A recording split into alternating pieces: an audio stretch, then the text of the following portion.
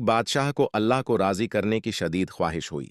वो सब कुछ छोड़ छाड़ कर जंगल की तरफ निकल पड़ा, जहां एक बुजुर्ग सालों से तन्हाई में अल्लाह की इबादत कर रहे थे। बादशाह ने बुजुर्ग से कहा, हजरत, मैं भी अल्लाह को राजी करना चाहता हूं, मुझे भी अपने साथ रख लें।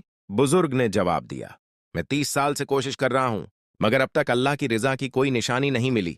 तुम वापस जाओ, ये तुम्हारे बस की बात नहीं। बादशाह ने सवाल किया, हजरत, आपको कैसे मालूम कि अल्लाह आपसे राजी नहीं? बुजुर्ग ने दुख भरी आवाज में कहा, जब मैं यहां आया तो एक सौखी टहनी जमीन में गाड़ी कि जब ये हरी हो जाए तो समझूंगा अल्लाह मुझसे राजी है, लेकिन आज भी वो सूखी की सूखी है। बादशाह ने इसरार किया कि वो भी कोशिश करेगा, तो बुजुर्ग ने उसे इजाजत दी और कहा, तुम भी अपनी एक शाख जमीन में गाड़ दो, अगर वो हरी हो जाए तो समझना कि अल्लाह तुमसे राजी है। रात इबादत में गुजरी कि अचानक किसी के रोने की आवाज आई।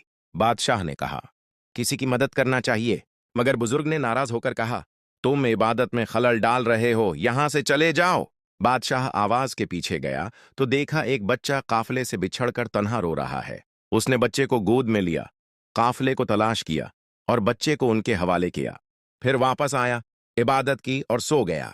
सुबह आंख खुली तो हैरत के मारे खुशी से आंखों से आंसू निकल पड़े।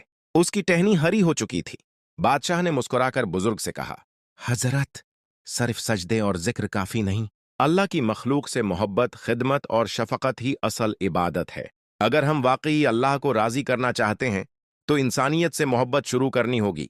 अल्लाह ताली हम सबको सच्चा मुसलमान बनने की तौफीक अता फरमाए। आमीन तुम आमीन या रब्बिल आलमीन।